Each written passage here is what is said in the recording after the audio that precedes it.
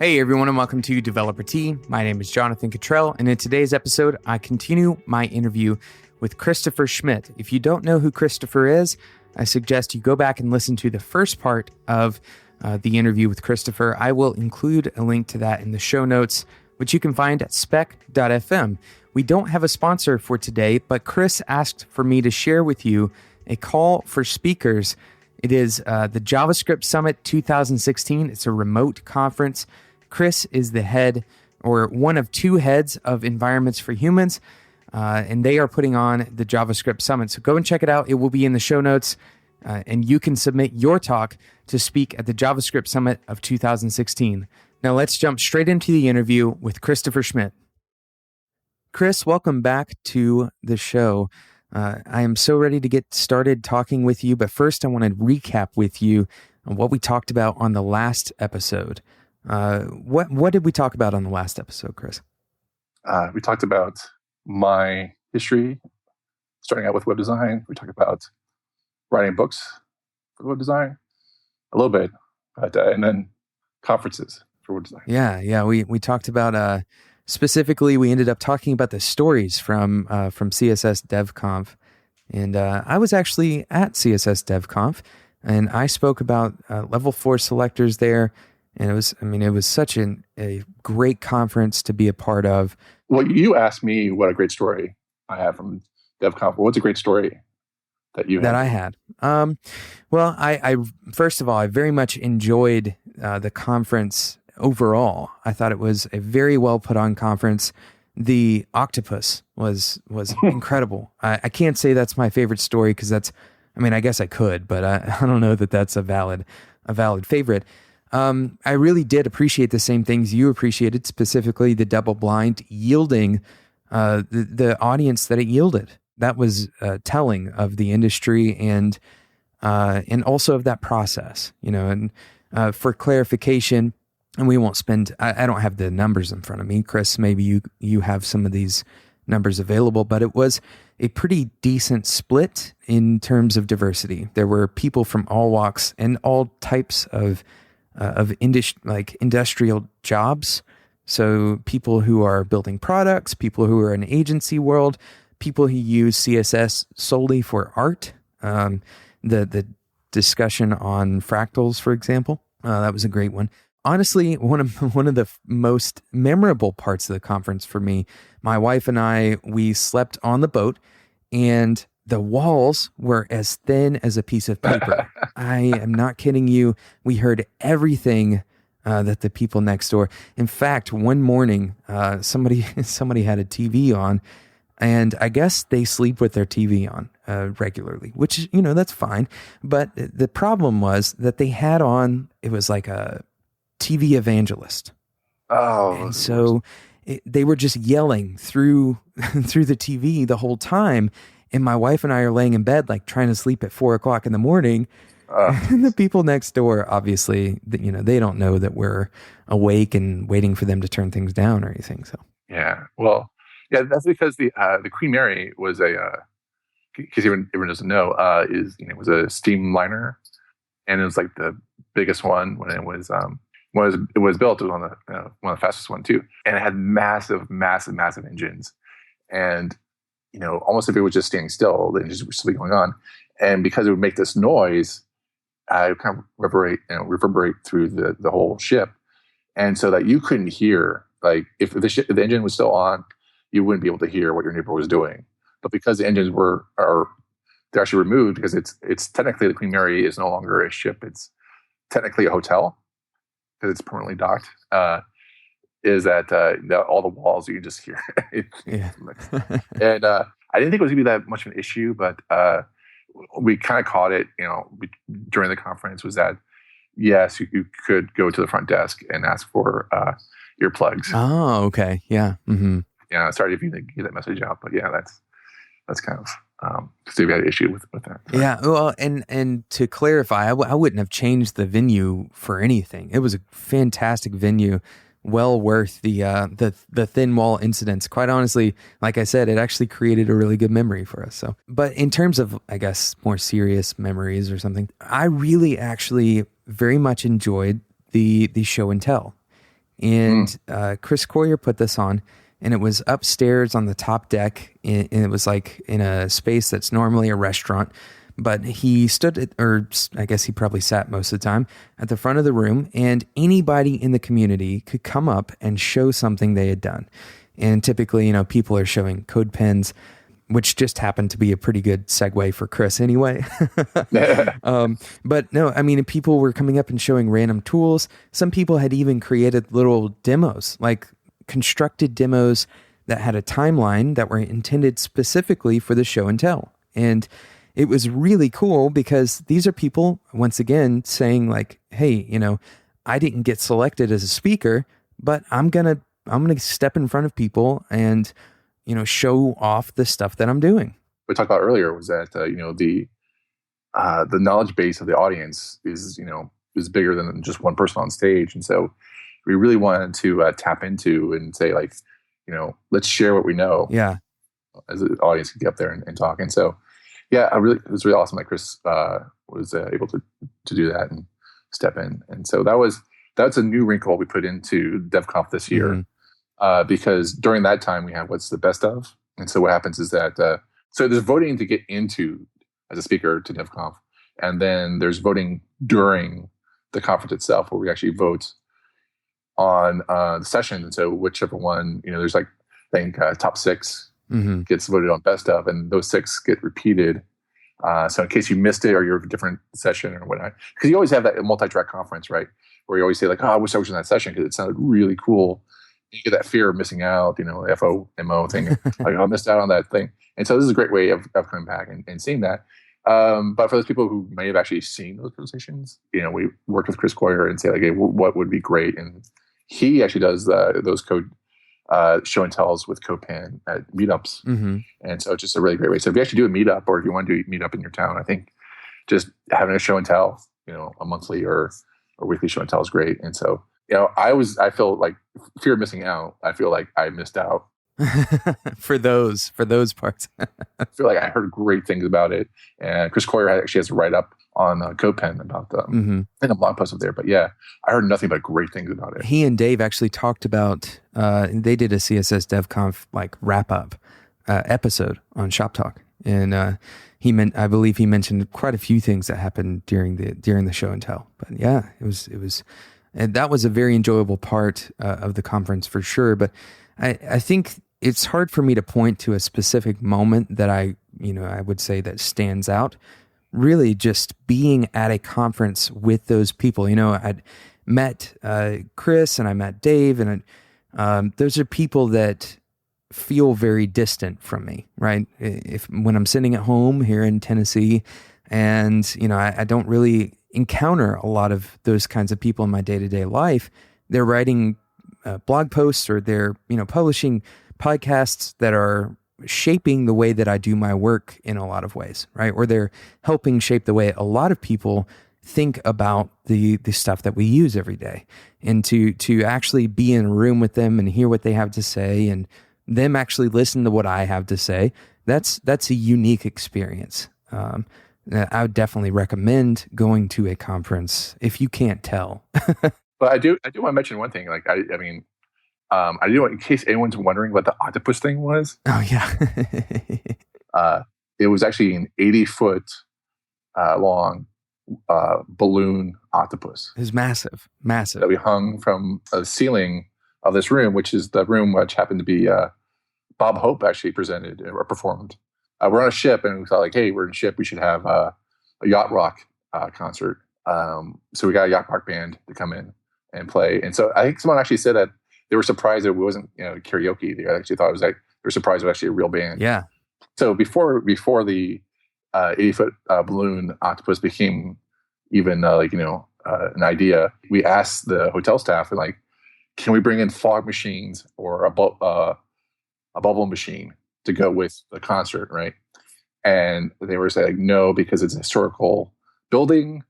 We can't damage the wood, because it's the Queen Mary is a Art Deco museum that floats pretty much. Yeah. And it's like, this vintage Art Deco. And they actually have Art Deco conference every year. And so I was like, well, if I can't do that, I'm gonna go get balloons. And so it being LA, which is like Long Beach, California, I knew that someone specialized in balloons for parties and events. And so there's this, I think, a elite balloon design. Give them a shout out. And I said, like, hey, I need nautical themed balloons. And like, oh, we can do an octopus and have it hang. I was like, yes.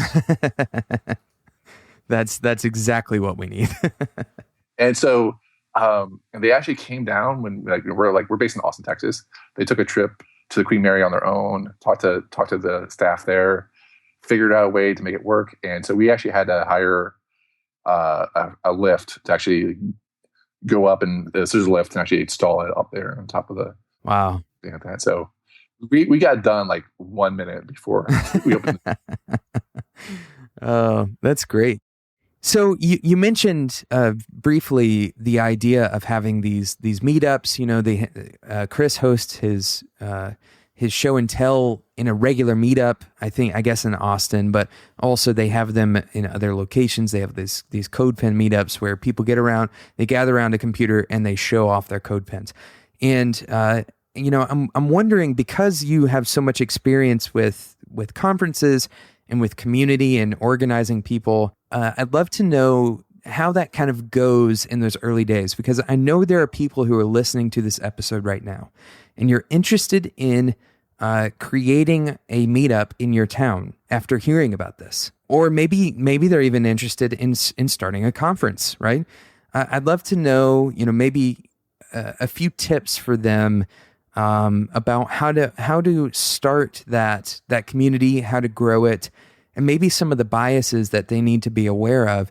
I mentioned earlier, you know, I don't want to offend people, but there are biases that I know that I have, but I don't know what they are, right? So what are some things that they should keep in mind if they go about creating a community like this?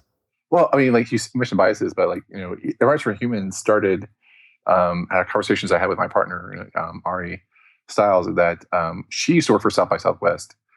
And as part of her job, she would go out to other conferences and see what they were doing. And then as a speaker, you know, I go to other conferences, including, you know, South by and all stuff. And then I would see how the conferences were put on. And so I had this like bucket list item of like, I will actually put on a conference before I die type of thing. And so, I met Ari, and we sort of like we had a lot of ideas of what kind of the perfect conference would be. And so we just like, I'll just do it. And actually, no, I didn't just do it. I guess I could have done it, but I was actually a board member for AIGA Cincinnati. Okay. Yeah. AIGA is like, you know, a graphic design professional network. And so back then, I'm not sure where they are right now, but they're just a great bunch of people. I love that board. And like, I never felt bad going to an AIG board meeting at Cincinnati. And just a great bunch of people. But it's really known for print because Procter & Gamble, which owns so many companies that you know about, Mm-hmm. They do a lot of print design. They do a lot of outsourcing for video and some of that. So web stuff back then, you know, before the iPhone really hit its stride, it was really for Flash. It wasn't really for standards or whatnot.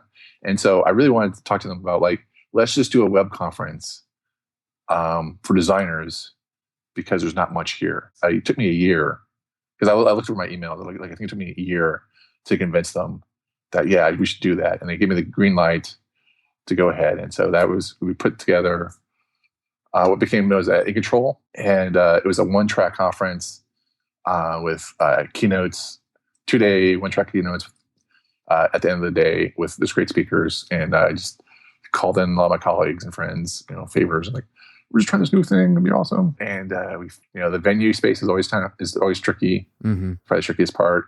You know, nail down the date. And I'm not gonna lie, it's a lot of work, a lot of sweat, a lot of logistical planning, a lot of rolling with the punches. I think running a conference is sort of like being a really good manager, in the sense that I think the biggest, you know, lesson that I learned from when I went to grad school and got project management certification was that it really doesn't matter what happens for a manager when on a project. Is just that you have to take ownership and realize that this will happen and we're going to actually make it work.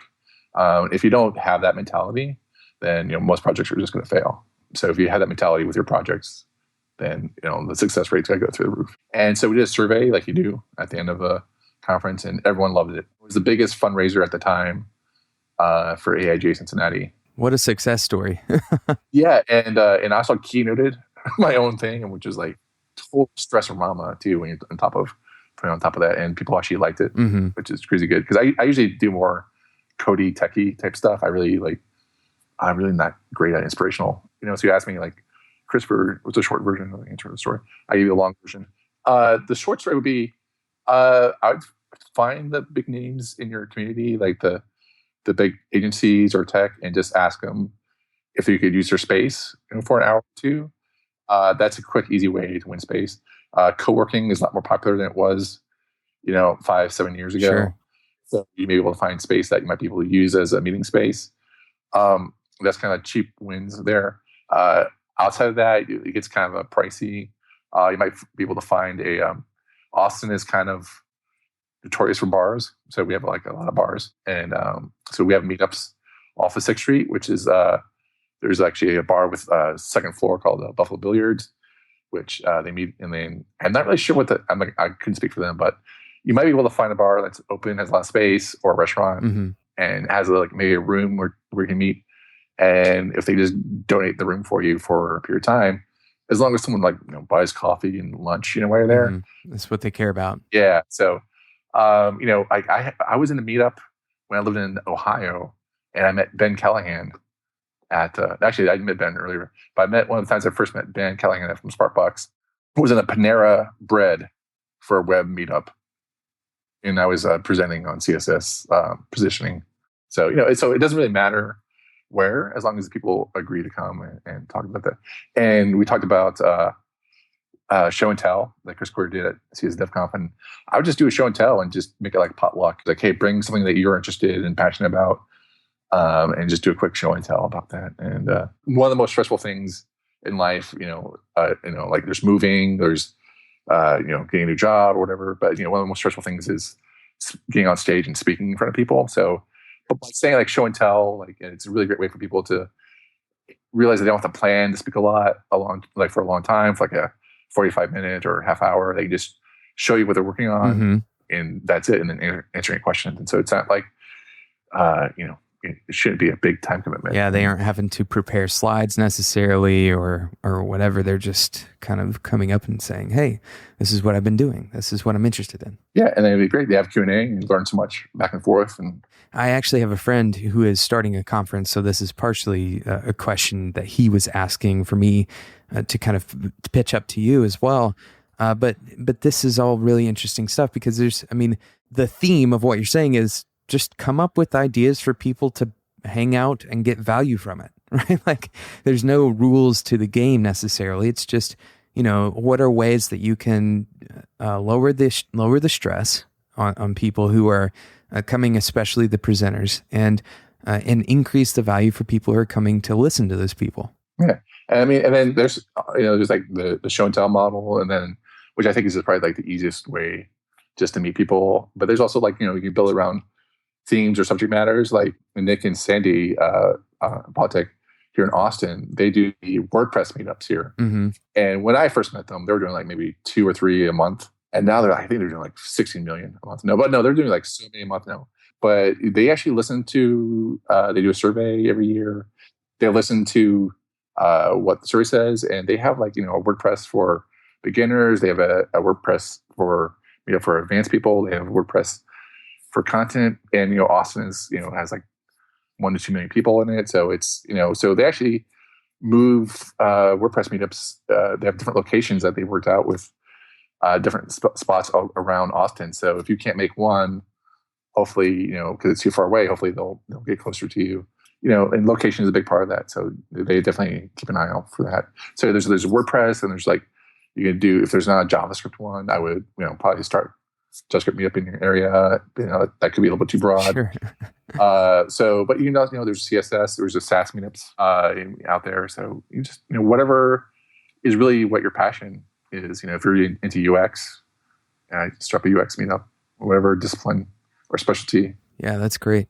We're going to take a quick sponsor break, and then we'll come back and talk about some of what you've learned from the actual content in this year's conferences. I want to talk to you about maybe, what you see is coming up in the future, what you think are emerging tools and that kind of stuff.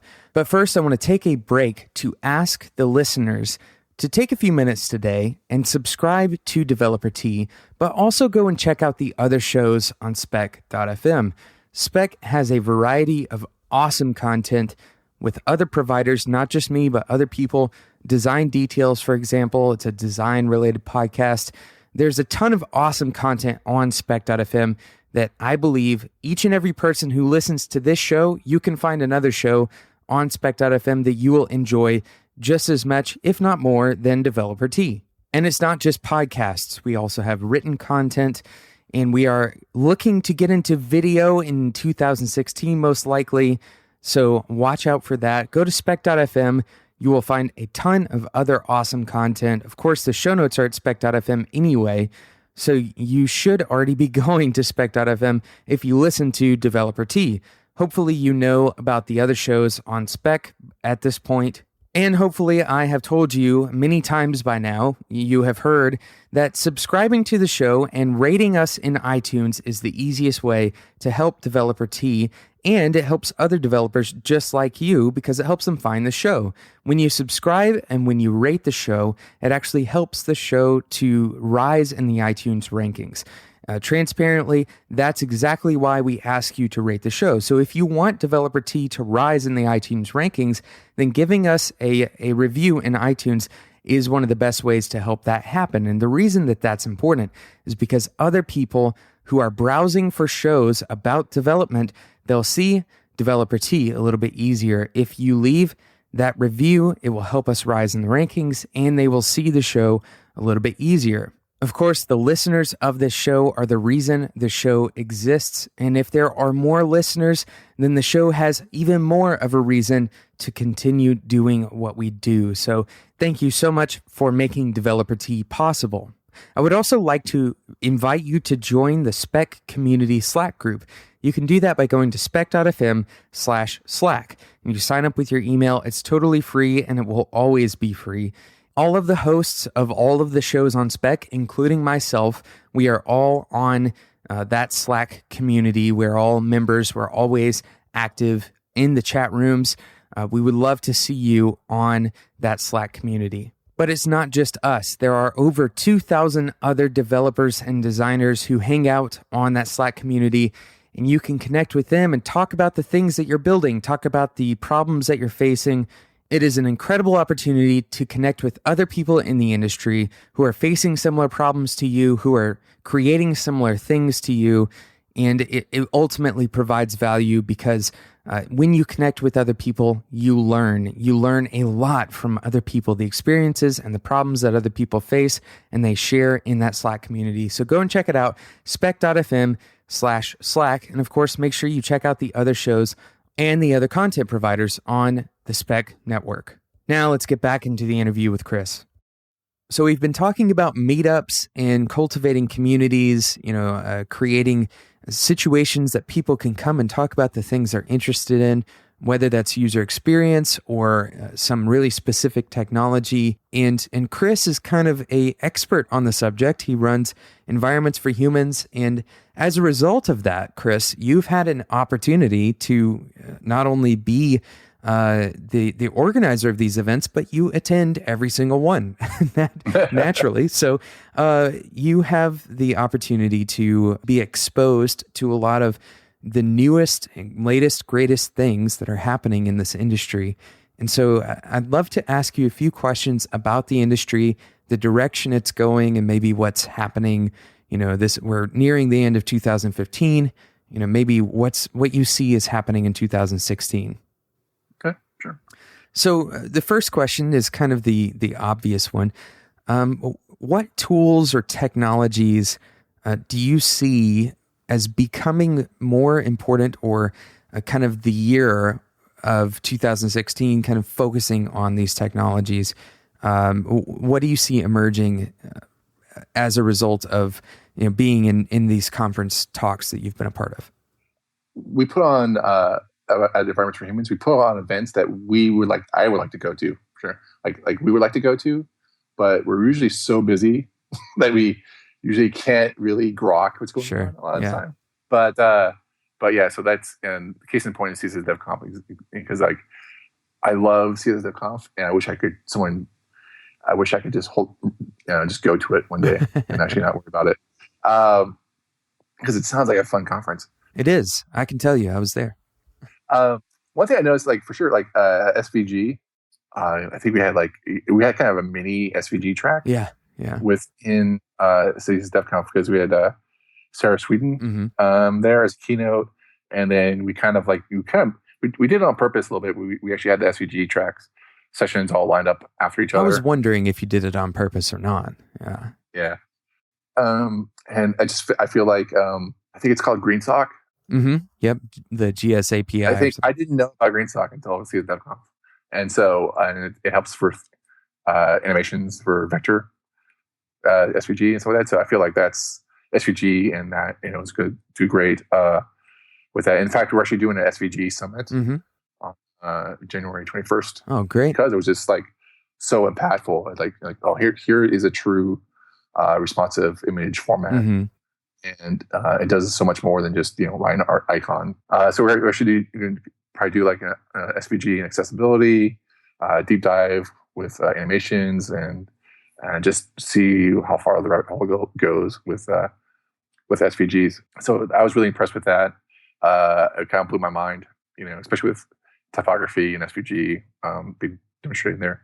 Flexbox, I think Flexbox is going to be. I'm not sure how many people are using Flexbox right now, but I feel like it's going to probably be de facto pretty soon, especially after IE9 goes away and IE8 goes away. Support for Microsoft, I think that's this past week alone. Like, there's a lot of people writing kind of nuanced articles about Flexbox and the mystery, of Flexbox, turning up like using Nthchild for stacking things with Flexbox and stuff like that too. So I find that's pretty good. And JavaScript, period. If you don't know JavaScript, I think this is a battle cry 5 years ago. And it's like just no JavaScript, because I think Skynet is written in JavaScript. And with WordPress, I think it's just like I should learn JavaScript more than what I do now 5 years ago. And I feel like by WordPress saying that they're making a huge shift and telling people to learn JavaScript deeply, I feel like that's just like, for me, I feel like that was like dong, like it's a big bell just went off, and like just need to know more about that. And but personally, for me, as some guy who is more of a front end person, just Grunt and Gulp, and just knowing those tools to help automate, SVG, export back, fallbacks, pinging, templating, just doing everything so you don't make mistakes.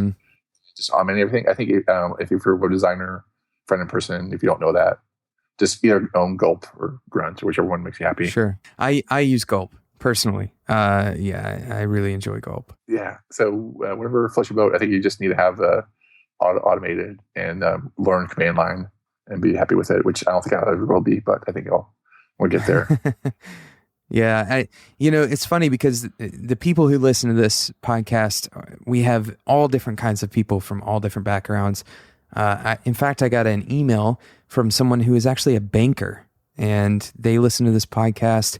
My guess is, there are plenty of developers who currently feel like they're behind listening to this episode. And you just heard somebody who's been in the industry for quite a long time, successfully, by the way. Chris is a successful person. He is not focused on learning the command line like right now, right? Like that's not his ultimate goal. In fact, he's been very successful having not known the command line. So, and I'm not saying that to say that you shouldn't learn the command line. Certainly, that's a tool that's probably useful to learn. But the point is that if you feel like you're behind, you're okay. that I want that to be the overwhelming message on this show, that falling behind is very often, that is a fallacy. Yeah, I think with our industry being so, we talked about how fast it moves, before. Yeah, there's just so much, and that's like one of the reasons why we do our events, is so people can, especially our remote conferences as well, is that so people don't have to take time to fly out, or spend time away from friends or family. and they can just spend just one day, or like if it's or 2 days or whatever, with a remote conference and just focus on JavaScript or SVG and get caught up with the industry, and so and not feel like, oh my gosh, I'm so behind on that. Yeah, so. yeah, definitely. Well, so that kind of gives us an idea of tools in that landscape. The second part of that question is, what do you think is going to change in terms of workplace culture, and especially for the young developer as they come into the industry? What do you see the industry moving towards culturally and supporting culturally? I don't think I can answer that honestly per se, but in terms, I'm not going to lie to you, but I just feel like I just want to say, like, I've been working for myself for almost 15 years now, so my culture is like, I get to wear what I want. I jeans and a t-shirt. It's awesome. So I don't have a different thing, but from I've always said, like, if you can be that freelancer, I think the future is going to be the person who can brand themselves and be their own boss. I feel like that's happening a lot more, where they can actually connect and interact. And not to say that's for everyone. That's not for everyone. It's very tough sometimes to be a freelancer out there. But also, yeah, I feel like if you're not in a good or a positive work environment, I would, and what like if JavaScript or tools and you're in demand, I would say, like, look around, and find a spot that you like, and and don't just like leave every like month or like every year. Just stay there, and if you enjoy it, just realize that you work at a place that is positive and reinforces what you do, and and just enjoy it. Life is short, and if you find a job that you're at and you're happy, kudos, man, because like there's so many people who don't have that. That is so true. That's incredibly true. That actually answers one of the questions that I like to ask all developers, which is, what advice would you give every developer if you just had 30 seconds? I would assume that answers that pretty decently. Just the idea that, enjoy what you have. And I think a lot of developers, they feel like just culturally, this industry, there's a lot of turnover. And people like to jump between opportunities because they exist, probably, rather than, well, do I really actually want to leave this place? Right? Like, if you are enjoying your job, remember there is some canonical wisdom in understanding that the grass is always greener, right? You will always have opportunities, especially because I think we mentioned it on the last part of the interview. But the demand in this industry is much higher than the supply currently. So you're going to have opportunities forever. But the opportunity that you have when you stay in one place, when you invest in the people that you are working with, and you cultivate relationships that go a little bit further than 1 year or whatever, that is something that people in this industry, unfortunately, a lot of the time, they miss out on that.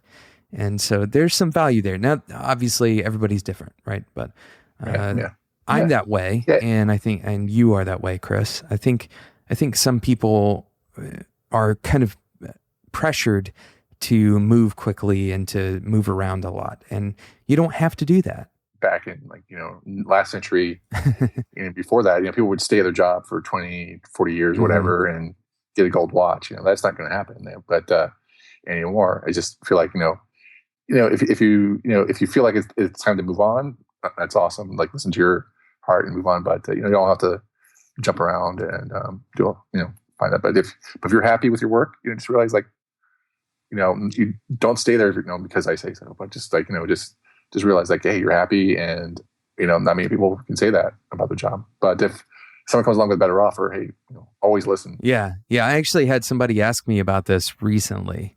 Somebody mentioned, I got this dream job offer, and I feel like I need to be there for the people at my current job. And I said to them, quite honestly, your first responsibility, in my opinion, is to be there for you, because nobody else is going to nobody is going to care about you for as long as you care about you, or as deeply as you care about you.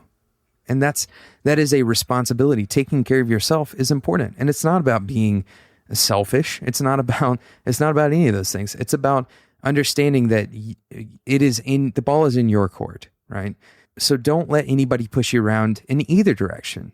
Don't let me or Chris push you around for that matter. But certainly don't feel like you have to leave just because, the opportunity presents itself to leave. Chris, I'm going to ask you one more question. And it's a question that I like to ask all the guests that come on Developer Tea, as long as I remember to ask them. And that question is, what do you wish more people would ask you about? That is a very good question. I wish I had a really good answer for that. I have no idea what they would ask me about. Like, how to make a great conference? I don't know. How to get so tall? How do I write so many books? I don't know. I would ask people, how can I help them be better at what they do? Yeah. Or help them be better for XYZ. Because I feel like one of my talents I love is being able to